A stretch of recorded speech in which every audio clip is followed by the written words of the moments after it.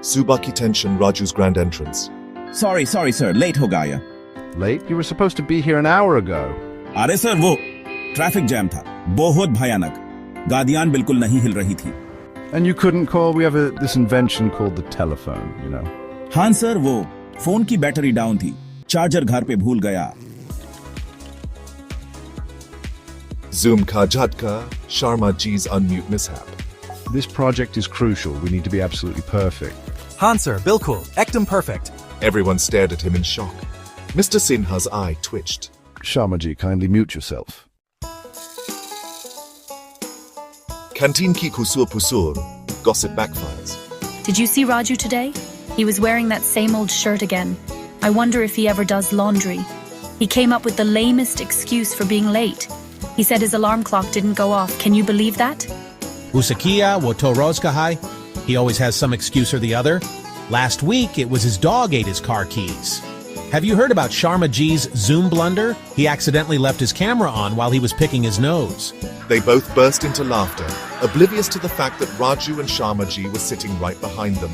The laughter echoed through the canteen, drawing the attention of other employees. So immature. They think they're so clever, but they're just making fools of themselves. Suddenly, a spoon clattered to the floor. The noise was sharp and startling, breaking the flow of their conversation. They turned around to see Raju and Sharma Ji staring at them, their faces thunderous. The air grew tense and the laughter died instantly. Amit choked on his chai. Neha's smile vanished. The realization of their mistake hit them hard. It was going to be a long afternoon. The weight of their actions hung heavy in the air, and they knew they had to face the consequences. The rest of the day was filled with awkward silences and stolen glances, as the reality of their gossiping ways set in. They had learned a valuable lesson about the power of words and the importance of respect in the workplace. And this is our revolutionary new product. He fumbled with the projector, but the screen remained blank. Seems like there's a technical glitch. Don't worry, sir, I'll fix it. 5 minutes later, the screen flickered to life, displaying a picture of a cat meme. This is ridiculous. And where is the prototype?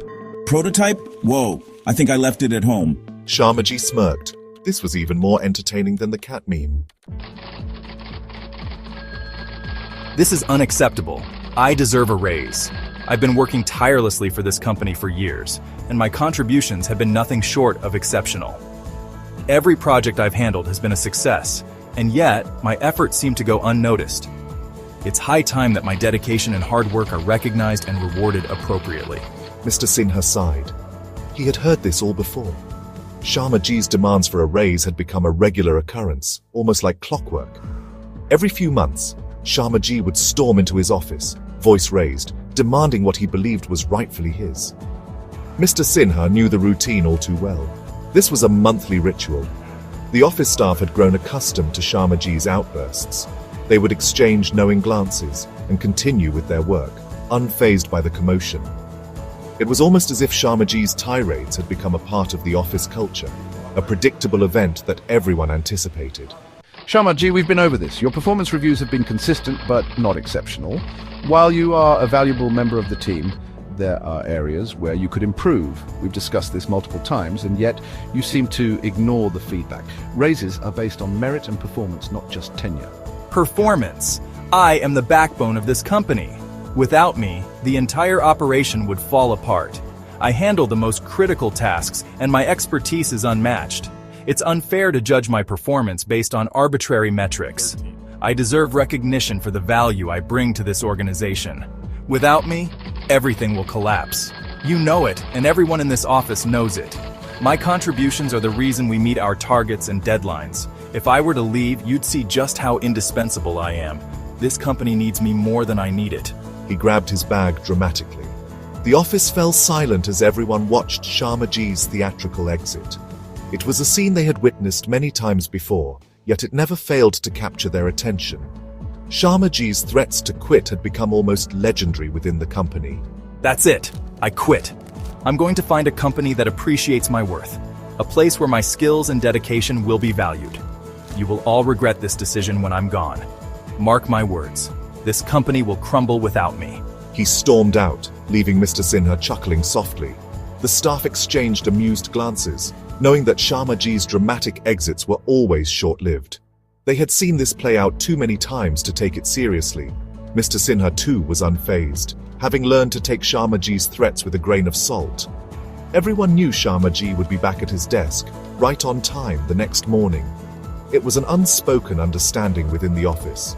Sharmaji's outbursts were a way for him to vent his frustrations, but deep down he was committed to his job. The office would carry on as usual, with Sharmaji resuming his duties, as if nothing had happened. Suddenly, the lights flickered and died. The computers went dark. It was as if the entire office had been swallowed by an abyss of darkness. The hum of the machine ceased, leaving an eerie silence in its wake. The only sound was the collective gasp of the employees, followed by the rustling of chairs and the shuffling of feet. The once vibrant and bustling office was now a shadow of its former self, cloaked in uncertainty and confusion. The office was plunged into chaos. People scrambled to find their phones, using the dim light from their screens to navigate the darkened room. Whispers of concern and confusion filled the air as everyone tried to make sense of what had just happened. The emergency lights flickered on, casting a ghostly glow over the scene. It was a surreal moment, one that felt like it had been plucked straight out of a disaster movie. What happened? Is it a power outage? Did someone trip a breaker? Questions flew around the room, each one more frantic than the last. The uncertainty was palpable, and the tension in the air was thick enough to cut with a knife. People huddled in small groups, their faces illuminated by the glow of their phones, trying to piece together the puzzle of the sudden blackout. The system crashed! Someone shouted from the back of the room, their voice tinged with panic. The realization hit everyone like a ton of bricks. The entire office network had gone down, and with it, all the work that had been done that day. It was a nightmare scenario, one that no one had been prepared for. The gravity of the situation began to sink in, and the initial shock gave way to a sense of dread. My work! An employee exclaimed, their voice breaking with emotion. Hours of effort gone in an instant. The frustration and helplessness were written all over their face. It was a sentiment shared by many in the room. The realization that all their hard work might have been for nothing was a bitter pill to swallow. The weight of the situation was almost too much to bear. Panicked voices filled the air.